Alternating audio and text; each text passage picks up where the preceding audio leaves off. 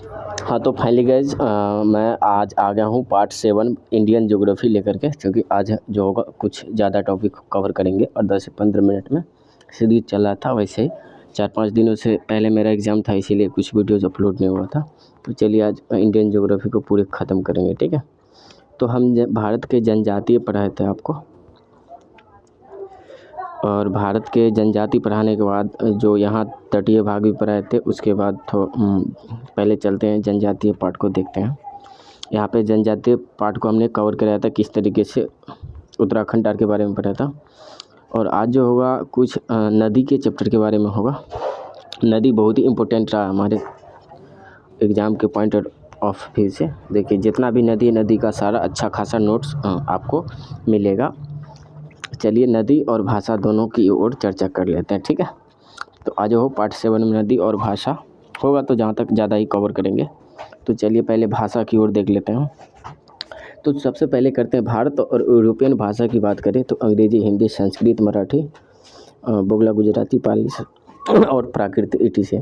और द्रविड़ भाषा की बात करें तो द्रविड़ में आप याद रखिएगा, ठीक है, साउथ वाले इलाका ज़्यादातर है। तेलुगु, तमिल, मलयालम, कन्नड़, गोंडी, ओरान, ETC, ठीक है। तो वहाँ क्वेश्चन में आपको ऐसा आता है, इसीलिए मैंने आपको यहाँ से नोट्स बनवाया है, क्वेश्चन आता है। तो बाद बाकी इन सब टॉपिक पे कोई ध्यान भी नहीं देता है और ना टीचर लोग पढ़ाते हैं, ठीक है। तो नोट्स जो बनाया गया है क्वेश्चन के अकॉर्डिंग नहीं, मतलब 2025-26 में जो एग्ज़ाम में आने की संभावना है, इस आधार पर नोट्स बनाया गया है, ठीक है। तो आगे बात करें ऑस्ट्रियो एशियाटिक जो समूह की बात करें तो खासी, संथाली, सुंडार, भूमि जाति यानी पूर्वी जो भारत के राज्य हैं उसमें ये पढ़ते हैं। ऑस्ट्रो एशियाटिक समूह का जो भाषाएं है बोली जाती है गारो, खासी, जयंतिया, जो संथाली, इस उत्तर पूर्वी वाले भाग में, ठीक है, या सीधा बोले तो पूर्वी। उसके बाद करें सबसे बड़ा भाषाई समूह की बात करें तो भारत यूरोपीय है भाषा है, जिसमें अंग्रेज़ी, हिंदी जाना जाता है। द्रविड़ है, उसके बाद ऑस्ट्रेलिया है, ठीक है। तो सबसे ज़्यादा भारत यूरोपीय और द्रविड़, ठीक है। उसके बाद करें हिंदी भारत में सर्वाधिक। बांग्ला करें तो बांग्ला जो है ना, हिंदी के बाद सबसे अधिक बोली जाने वाली भाषा है, विश्व में 6ठा स्थान है बांग्ला की। और भारतीय जो शास्त्रीय भाषा है ना, DBI क्वेश्चन है, शास्त्रीय भाषा से क्वेश्चन आया था इस बार BPSC में, UPSC में भी पूछा गया यहाँ से क्वेश्चन, तो मैं आपको यहाँ से बता देना चाहता हूँ। शास्त्रीय भाषा याद कर लीजिएगा, ठीक है, अभी का करंट का भी, ठीक है। तमिल, संस्कृत, कन्नड़, तेलुगु। तमिल, संस्कृत, कन्नड़, तेलुगु। संस्कृत को पॉइंट ऑफ से रखिए 1 मिनट के लिए, संस्कृत को भूल करके। तमिल, कन्नड़, तेलुगु यानी कर्नाटक, केरल और तमिलनाडु, ये सब इलाका, और उड़ीसा याद कर लीजिएगा, ठीक है, उड़िया, जिसको उड़िया कहते हैं। और प्रथम शास्त्रीय भाषा की बात करें तो क्या हुआ था, तमिल हुआ था। चूँकि तमिलनाडु में कभी शास्त्र लोगों का जब प्राचीन इतिहास आप पढ़ेंगे तो वहाँ समझ में आएगा, तमिल प्रथम था, ठीक है। 2004 की बात करें तो 2004 में ऐड हुआ था। उसके बाद उड़िया 2014 में, अब कुल 11-22 भाषा हो चुके हैं। अब कुल कितना है, 2024 में 11 हो चुके हैं। और ये डाटा आप याद रखिए, शास्त्रीय भाषा से क्वेश्चन बार बार पूछा गया है। चलिए हमने डिस्कशन कर दिया। उसके बाद अपवाद तंत्र बोलते हैं, तो इसको क्या बोलते हैं इंग्लिश में, ड्रेनेज और सिस्टम की बात करें अपवाद तंत्र। जैसे हमारे भारत है, तो भारत में क्या करता है, नदी बहुत सारे, यानी एक ही पहाड़ से कई सारी नदी निकलते हैं, और उस नदी में जो पानी आती है तो हम लोग ये अफसोस करते हैं बर्फ़ को पिघल के पानी आता है। तो एक टाइम ऐसा आएगा कि बर्फ़ सारे ख़त्म हो जाएंगे तो पानी आएंगे कहाँ से, लेकिन बिल्कुल ऐसा एक्चुअली में नहीं होता है। इसके पीछे का लॉजिक है, जब लॉजिक को पढ़िएगा तो समझ में आएगा, ठीक है। क्योंकि पर्वत के अंदर से भी पानी निकलती है तो वो पानी आती है, यानी बर्फ़ कभी ख़त्म नहीं होगा। कैसे, हम बता देता हूँ आपको एग्जांपल में। जब भी आप पहाड़ों में जाइएगा तो उसमें से पानी निकलते रहता है अचानक, क्योंकि उसके जो होता है ना, ज्वालामुखी जैसे फटता है, पृथ्वी फटती है, तो उसके अंदर जो होता है ना, पानी का एक रिसाव होता है, उसका एक नली बन जाती है। तो ऊपर से जब नहीं होता सिस्टम, तो ऊपर मतलब टेम्परेचर या किसी वजह से, तो उसमें जो है पानी आती है। और ये ज़्यादातर मतलब साइंस भी इसको उतना ज़्यादा रिसर्च नहीं करते, तो हम लोग को पढ़ाने के अकॉर्डिंग देख लेते हैं। तो सबसे बड़ी नदी की बात करें तो गंगेश है, यानी गंगा नदी है, जो कि भारत में ही है। उससे बड़ी नील नदी हो गया, हांगो नदी हो गया, ये सब चाइना की बात करें, लेकिन हम इंडिया में जितने भी नदी उसको कवर कर रहे हैं, ठीक है। तो इंडिया में सबसे बड़ी नदी कौन है, तो गंगा नदी है। गंगा नदी कहाँ से निकलती है, तो आप जानते हैं उत्तराखंड में निकलती है, लेकिन उत्तराखंड के किस भाग से और वहाँ पे कौन सी धाम है, ये क्वेश्चन आती है, ठीक है। और गंगा नदी के किनारे कितने शहर किस राज्य में है, ये भी आपको डेटा बाय डेटा, क्रम बाय क्रम याद रखना पड़ेगा, क्योंकि अब एग्जामिनेशन काफ़ी इंपॉर्टेंट मतलब थोड़ा हार्ड सवाल ले रहा है। आपसे ये नहीं पूछेगा कि गंगा नदी की लंबाई कितनी, ये पूछ देगा कि गंगा नदी के किनारे कौन शहर नहीं है। अब ले तो यानी गंगा नदी के किनारे जितने भी शहर है, यानी जहाँ से स्टार्ट हुआ, जहाँ मतलब जैसे बांग्लादेश में जाके ये सुंदरबन में गुप्त हो जाती है, मिल जाती है समुद्र में, ठीक है। तो हम बात करेंगे उत्तराखंड से लेकर बंगाल, यानी उत्तराखंड, उत्तर प्रदेश, बिहार और बंगाल, यानी 4 राज्य के बारे में जितने भी शहर है इसके नज़दीक, सारे को हम लोग कवर करेंगे, नहीं तो क्वेश्चन हमारा नहीं बनेगा। तो चलिए हम गंगा के बारे में ऐसे पढ़ेंगे, आप लोग को सर बताए होंगे, लेकिन आज जो है कुछ ऐसे पढ़ने वाले हैं, ठीक है। तो पहले गंगा नदी को थोड़ा हम जूम करते हैं, आपको दिखाते हैं। यहाँ पे देखिए गंगेश नदी है, और गंगा नदी की मैं बात करूँ, कहाँ है गंगेश, हाँ आ गया, गंगा नदी की बात करूँ, ये तो बिहार की पार्ट है। चलिए, तो अगर सबसे पहले गंगा की बात कर रहे हैं हम लोग, तो गंगा के बारे में जानना बहुत ज़रूरी है, क्योंकि बड़ी नदी है, तो इसके बारे में पहले जानेंगे, तब सारी नदी जो है आसान हो जाएगी, ठीक है। गंगा की बात करें तो भारत की सबसे लंबी नदी है, 2525 किलोमीटर इसका रेंज। भागीरथी और अलकनंदा का संयुक्त स्थान है। एक जो है भागीरथी नदी आती है, एक अलकनंदा, और ये दोनों जहाँ मिलते हैं ना, वो उत्तराखंड में वो देव प्रयाग कहलाते हैं। देव प्रयाग, जैसे भागीरथी नदी आती है, एक अलकनंदा, ये दोनों मिलती कहाँ पे, तो देव प्रयाग में मिलती है, और वहीं से गंगा कहलाती है। पहले गंगा नहीं होती, देव प्रयाग से ही गंगा कहलाती है। और देव प्रयाग में काफ़ी मतलब मेले भी लगे रहते हैं, हर एक साल लगते हैं, वहाँ सब लोग जाते हैं टूरिज्म के लिए। तो देव प्रयाग से आपको क्वेश्चन आने का ज़्यादा उम्मीद है, कई बार आया भी है, ठीक है। तो देव प्रयाग याद रखिएगा, जो मिलन स्थान है, वहीं से गंगा बनती है। तो जहाँ से बनती है, जहाँ इंड होती है, वहाँ से क्वेश्चन आने की संभावना होती है। अब चलिए बात करते हैं, गंगा को पश्चिम बंगाल में क्या कहते हैं, तो फरक्का कहते हैं। फरक्का लोग कुछ कहते हैं, और फरक्का नामक स्थान पर ही वहाँ पे डैम बनाया गया है, जो बिजली उत्पादन किया जाता है, याद रखें। अन्य नाम पद्मा भी कहा जाता है। तो पद्मा कहाँ कहा जाता है गंगा को, तो बांग्लादेश में, जब ये बांग्लादेश में यानी लास्ट जो जाते हैं ना बांग्लादेश में, वहाँ पद्मा कहते हैं। जो सुंदरबन के बाद जो बॉर्डर है सुंदरबन, उसके बाद जाता है वहाँ पद्मा कहलाते हैं। उसके बाद है मेघना, और मेघना कहाँ कहते हैं, तो मेघना अंततः, यानी कि गंगा नदी समुद्र में जैसे मिलते हैं ना, वहाँ पे लास्ट में, तो उसको मेघना बोलते हैं, ठीक है। गंगा नदी लास्ट में यानी बांग्लादेश सुंदरबन में मिलती है, तो वहाँ पे मेघना कहा जाता है। इस पॉइंट को आप याद रखिएगा। या क्वेश्चन ऐसे भी बोल देगा कि गंगा नदी का जितने भी ढेर है, यानी जो उसमें जाते हैं, क्या बोलते हैं उसको, कीचड़ जैसे बन जाता है, उसको क्या बोलते हैं, हाँ, तो वो मेघना कहलाता है। कहाँ है, तो ये बांग्लादेश का पॉइंट याद रखिएगा। विश्व की सबसे बड़ी डेल्टा का निर्माण सुंदरबन करता है, और सुंदरबन कहाँ है, तो गंगा के ही डेल्टा बनाता है, डेल्टा। तो विश्व की सबसे बड़ी डेल्टा कहाँ है, सुंदरबन, जो कि किससे मिलती है, गंगा और ब्रह्मपुत्र नदी की। गंगा नदी इधर से निकलती है, ब्रह्मपुत्र नदी चाइना से निकलती है, ठीक है। तो गंगा और ब्रह्मपुत्र के द्वारा हुगली और मेघना के मध्य सहायक नदियाँ, ठीक है। देखिए दोस्तों, बिहार में मैं बात करूँ गंगा की, बाएं तरफ से, तो रामगंगा, गोमती, घाघरा, गंडक, बूढ़ी गंडक, कोसी, महानंदा, ठीक है। रामगंगा गंगा का सबसे पहले है सहायक नदी, उसके बाद गोमती, घाघरा, गंडक, बूढ़ी गंडक, कोसी, महानंदा, याद रखिएगा। दाएं से बात करें तो यमुना, टोंस और सोन, यमुना, टोंस और सोन, ठीक है। ये याद रखना ज़रूरी है, ठीक है, ये याद रखना बहुत ही ज़रूरी है, ठीक है। तो मैंने किधर से बताया, आपको याद हो गया होगा। 3 नदी आपको याद रखना है दाएं साइड से, यानी आप बात करें पूरब की तरफ जाइएगा नदी को, तो 3 साइड से 3 नदी याद रखिए, यमुना, टोंस, सोन। वो सब आप थोड़ा आप पढ़ेंगे तो आपको पता ही होगा, बिल्कुल ही, और मैप में पढ़िएगा तो और याद हो जाएगा। चलिए आप संगम की बात करें, तो देखिए संगम की बात करें तो अलकनंदा रुद्र प्रयाग स्थल है। अलकनंदा नदी कहाँ से निकलती है, रुद्र प्रयाग से निकलती है। और भागीरथी कहाँ से निकलती है, तो देव प्रयाग से निकलती है, ठीक है। और यमुना का मुख्य सहायक नदी क्या है, चंबल नदी, चंबल, केन, सिंधवा, बेतवा, ठीक है, यमुना नदी की, ठीक है। यमुना नदी की सहायक नदी कौन है, चंबल, बेतवा, ये याद रख लीजिएगा, केन, बेतवा। जिसमें आपको लगा है ना तो इम्पोर्टेंट रहेगा, मतलब येलो कलर का, ठीक है, ज़्यादा था, ठीक है, ये बात समझ लीजिएगा।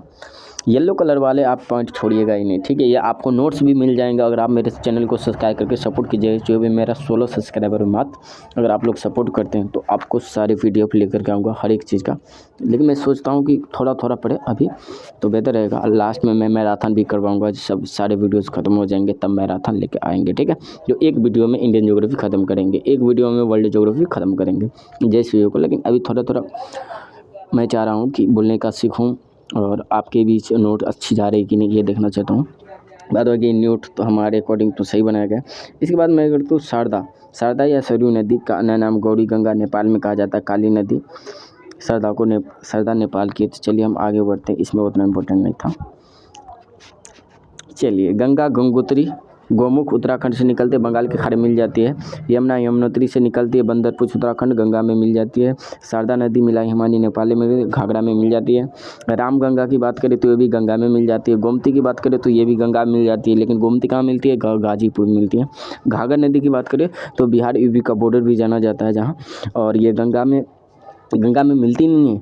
लेकिन यहाँ पर एक पॉइंट बनता है, घाघरा नदी के वजह से ना एक रेविलगंज जो कि यूपी में पड़ता है और छपरा बिहार में पड़ता है, ठीक है। इन दोनों के बीच में ये जो घाघरा नदी है एक ना झील बनाती है, ठीक है। उसको रामगढ़ ताल कहते हैं, वहाँ से क्वेश्चन आती है। तो इसी नदी की वजह से आती है, घाघरा नदी के वजह से, ठीक है। तो जिसके वजह से झील बन रहा है वो इम्पोर्टेंट बनता है ना।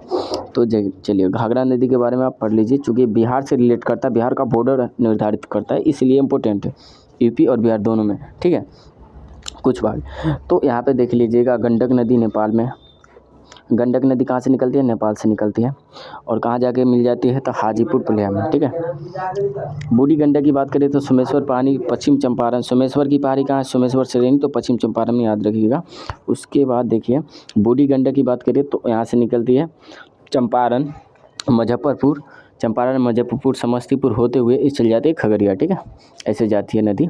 तो खगड़िया में कुर्सेला के आसपास ये मिल जाती है बूढ़ी गंडक, ठीक है। गंगा नदी में ही मिल जाती है। उसके बाद नेक्स्ट बात करूँ कोसी, तो कोसी की बात करें सप्तकोशी की, जो कि नेपाल में जानी जाती है, और ये पूर्णिया बिहार में मिल जाती है। कोसी नदी पूर्णिया बिहार और कटिहार कहे तो, ठीक है, याद रखिएगा पॉइंट। और कुर्सेला में जाके मिल जाती है। कोसी सबसे तेज़ रफ्तार में चलने वाली नदी है, और इसमें भी बहुत सारे पानी रहता है, मतलब उस रफ्तार के नाम से जाना जाता है। बहुत सारे मतलब पानी विस्तृत मात्रा में लेकर के आती है, तो कोसी फेमस हो जाता है। और कोसी की वजह से बिहार में जितने भी बाढ़ देखने को मिलते हैं, कोसी नदी का ज़्यादा प्रकोप होता है, 70% अप्रॉक्स 70%। तो उसके बाद मैं बात करूँ सोन महानंदा के बारे में। सोन और महानंदा, सोन इसलिए इम्पोर्टेंट बनता है, सोन जो है मध्य प्रदेश से पहाड़ की तरफ से आती है उल्टा, और यहाँ गंगा में पटना के पास मिलती है। गंगा बड़ी नदी है। सोन भी एक कहीं तो फेमस है, लेकिन सोन में उतना ज़्यादा पानी नहीं होती है, मध्य प्रदेश से निकलती है।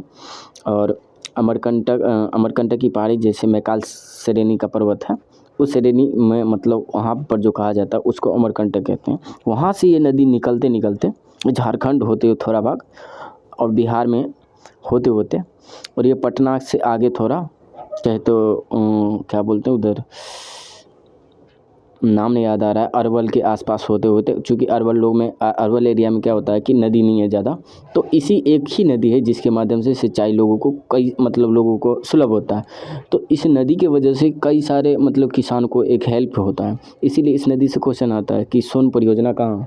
सोन परियोजना कहने का मतलब सोन नदी से एक नाला बनाया जाता है जिसको नहर बोलते हैं, और उस नहर के माध्यम से पानी सबको विद्युत किया जाता है, किसानों लोगों को, और सारे लोग उसका इस्तेमाल करते हैं। और ये बिहार में पहला सोन परियोजना लाया गया था, सोन परियोजना। और इस परियोजना से क्वेश्चन आता भी है, जब परियोजना वाली मतलब आएंगे क्लास वहाँ पे कृषि, तो वहाँ पे इंपॉर्टेंट चर्चा करेंगे।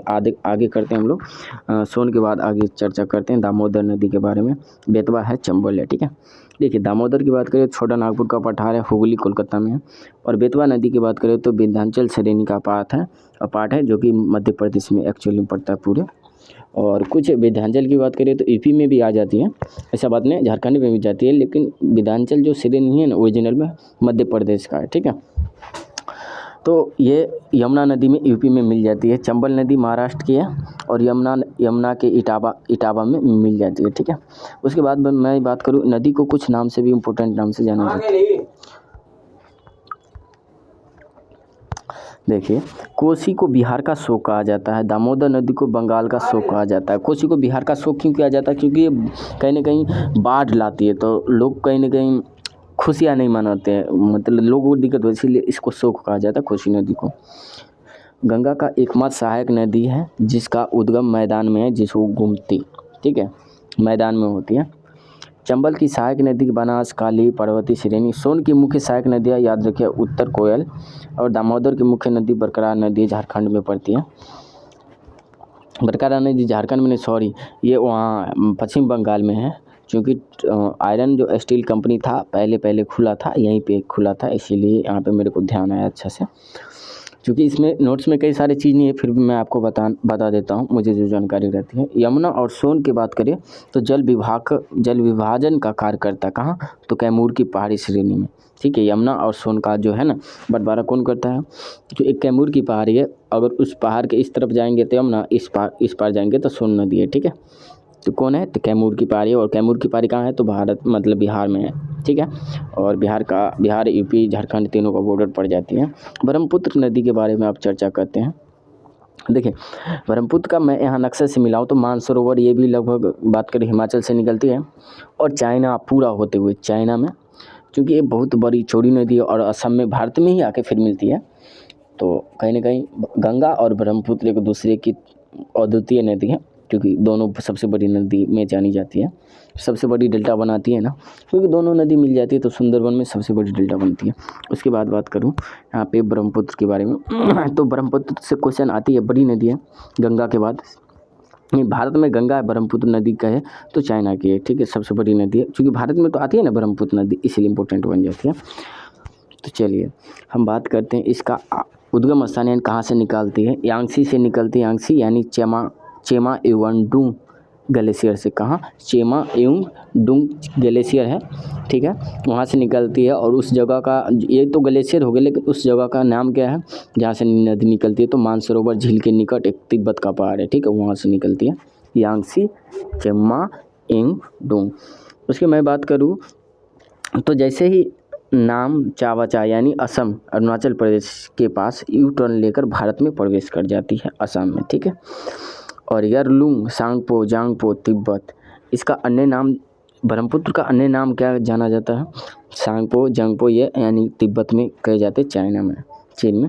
दिहांग तो अरुणाचल प्रदेश में, ठीक है, दिहांग अरुणाचल प्रदेश में ब्रह्मपुत्र नदी को दिहांग कहा जाता है, और वही असम में ब्रह्मपुत्र ही कहा जाता है, ठीक है। तो हम लोग असम वाले नाम को ब्रह्मपुत्र नदी को जो पढ़ते हैं असम के लोग कहते हैं, और अरुणाचल प्रदेश के लोग दिहांग कहते हैं, और चाइना के लोग ना सांगपो या जंगपो कहते हैं, ठीक है। और जमुना नदी को, और इसे बांग्लादेश के लोग ब्रह्मपुत्र नदी को क्या बोलते हैं पता है, जमुना नदी, ठीक है, यमुना नहीं जमुना याद रखिएगा, क्योंकि इम्पोर्टेंट है इसलिए चर्चा करता हूँ। माजुली द्वीप, अब देखिए विश्व का सबसे बड़ा नदी द्वीप कहाँ है, माजुली द्वीप, ये कहाँ ये जो है ना हमारे असम है ना, असम गुवाहाटी जाने होंगे, असम की राजधानी कहाँ है, तो गुवाहाटी है। अब डिब्रूगढ़ राजधानी बना दिया गया है, और वो दोनों राजधानी रहेगा, ऐसा नहीं है कि गुवाहाटी को हटा दिया गया, गुवाहाटी भी रहेगा और डिब्रूगढ़ भी राजधानी रहेगा। तो ये गुवाहाटी में ना माजुली द्वीप है, ठीक है।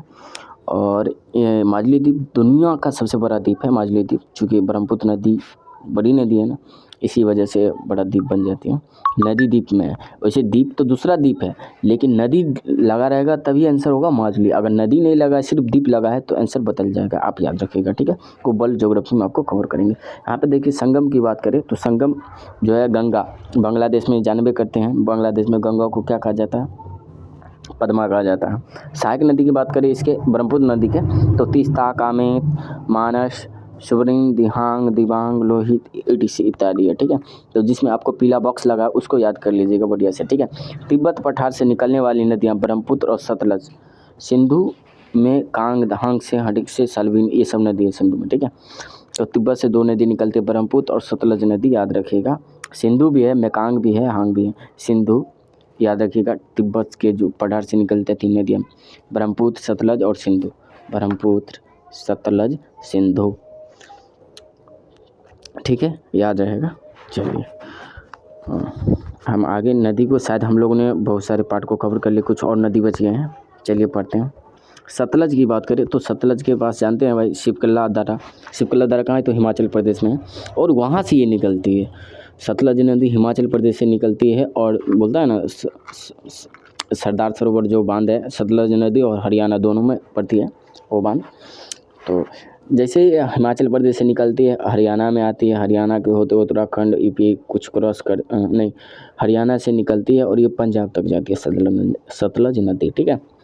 और 80% जल जो है भारत इसका इस्तेमाल कर रहा था, अब 100% कर रहा है, क्योंकि वो संधि हुई ना, जो पुलवामा अटैक जो हुआ था आतंकी हमले, उसी में ये अपना लॉ एक्ट पारित किया था बीजेपी सरकार ने। तो ये 100% जल अपना इस्तेमाल करने लगे और पाकिस्तान को पूरी तरीके से बैन कर, यानी 100% जल अब ये इस्तेमाल करेगा सतलज नदी से, ठीक है।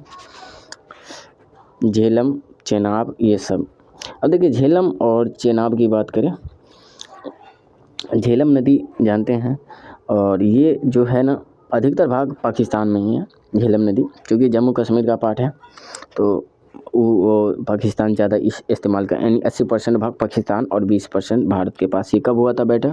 1965 में, 1965 नहीं 1971 में हुआ था ये, मतलब जब भारत आज़ाद हो गया उसके बाद हुआ था, ठीक है, कि कौन कितना पानी इस्तेमाल करेगा। चिनाब नदी की बात करें तो चिनाब को चंद्रभागा नाम से जाना जाता है, और चिनाब नदी जानते हैं, और दंडी के निकट मिलन, यानी चिनाब नदी कहाँ है दोस्तों? चिनाब ये भी मतलब कहे तो पाकिस्तान का ही भाग है, ज़्यादातर चूँकि 80% इस्तेमाल पाकिस्तान ही करता है, सिर्फ भारत से निकल के जाती है, बाद बाकी पाकिस्तान में ही रहती है, ठीक है। देखते हैं दामोदर नदी के बारे में। दामोदर जानते हैं दोस्तों, बंगाल में है दामोदर नदी, और इसकी सहायक नदी बरकरार नदी है। क्या बरकरार नदी? सबसे पहले स्टील कंपनी यही खुला था इसी नदी के तट पर, ठीक है, याद रखना होगा आपको, आज़ादी से पहले भी, ठीक है। तो यहाँ से पॉइंट बनती है, हुगली का सहायक नदी कुछ नहीं है अभी यहाँ पे, तुंगभद्रा की सहायक नदी नहीं है यहाँ पे। लूनी की बात करें तो लूनी याद करना है आपको, क्योंकि ये गुजरात के कच्छ के रण में दलदली क्षेत्रों वाले में विलुप्त हो जाती है। एक ऐसा नदी जो निकलती है और अपने आप विलुप्त हो जाती है, पता ही नहीं चलती नदी कहाँ से निकल के कहाँ जा रही है। कुछ क्षेत्रों तक नदी दिखता है, कुछ क्षेत्रों के बाद नदी गायब हो जाती है, तो ये इम्पोर्टेंट बन जाती है। तो कहाँ है? तो गुजरात के कच्छ में, याद रखिएगा लूनी नदी, ठीक है। लूनी मतलब लूप हो जाना, यानी गायब हो जाना, तो इसे याद रखिएगा। गायब होने वाली नदी कौन है? लूनी, यानी लूप। माही नदी की बात करें तो राजस्थान, गुजरात, मध्य प्रदेश में ज़्यादातर केस में रहती है माही नदी, और इसमें पानी उतना मात्रा में नहीं होती है, बहुत कम मात्रा में होती है, ठीक है। उसके बाद मैं एक बात करूँ, सयुक नदी है, संकोच नदी है, उतना इम्पोर्टेंट नहीं, आप एक बार देख लीजिएगा, ठीक है, PDF को, नोट्स को। आगे हम बात करें, कुछ इंपॉर्टेंट पॉइंट है। झेलम और रावी का संगम चेनाब पाकिस्तान में पड़ता है। लूनी नदी ऊपरी भाग में मीठा और निचले भाग में खारा पानी। एक लूनी नदी जो गुजरात के कच्छ में है, इसके ऊपरी भाग में मीठा पानी है, और इसके नीचे वाला पानी बात करें तो समुद्र के जैसा पानी है। भाई अजीब है, एक ही नदी है, दो तरीके का पानी है, तो अजीब है, इसलिए यहाँ से तो क्वेश्चन आती है। तो यहाँ की बात करें, चंबल आरोपित नदी का उदाहरण है। उसके बाद करें नेक्स्ट सिंधु है, सिंधु नदी की बात करे थे। सिंधु नदी, चूँकि सिंधु जानिए तो ये पाकिस्तान का नदी है, और सिंधु घाटी सभ्यता काफ़ी फेमस रहा है, इसलिए यहाँ से क्वेश्चन आती है। और सिंधु एक ऐसी नदी है जहाँ पाकिस्तान का जीवन यापन हो रहा है। अगर सिंधु नदी को बंद कर दिया जाए, भारत के बगल से होकर जाती है, तो पाकिस्तान हैरान हो सकती है। चलिए सिंधु की बात करते हैं। तो जम्मू कश्मीर से ये भी निकलती है वेलिना के, और चिनाब पाकिस्तान में, ठीक है। उसकी बात करें, चिनाब बारालाचा दर्रा से निकलती है, सतलज पाकिस्तान में मिल जाती है। रावी की बात करें तो रावी भी चिनाब नदी में मिल जाती है। कहाँ से निकलती है? तो रोहतांग दर्रा का है, तो आपको पता है हिमाचल प्रदेश में है। ब्यास नदी की बात करें तो ये भी रोहतांग दर्रे से ही निकलती है और सतलज नदी में मिल जाती है। अब बात करते हैं सतलज जो है ये तिब्बत से निकलती है और सिंधु में मिल जाती है। लूनी नदी के बारे में आपको बता दिया, कच्छ के रण में ही गायब हो जाती है, और अरावली, अजमेर यानी राजस्थान से लूनी नदी निकलती है। माही नदी मध्य प्रदेश, खंभात की खाड़ी में गिर जाती है। मीठी बिहार झील जो है मुंबई अरब सागर में है। उसके बाद मैं बात करूँ दामोदर है, तो दामोदर जो है ना हुगली नदी में मिल जाती है, और छोटा नागपुर पठार से निकलती है, तो ये इम्पोर्टेंट बन जाती है। छोटा नागपुर पठार बिहार और झारखंड का फेमस रहा है ये पठार, इसलिए यहाँ से बनती है। तो मैंने आपको शायद जो है नदी वाले चीज़ को कवर कर दिया, ठीक है।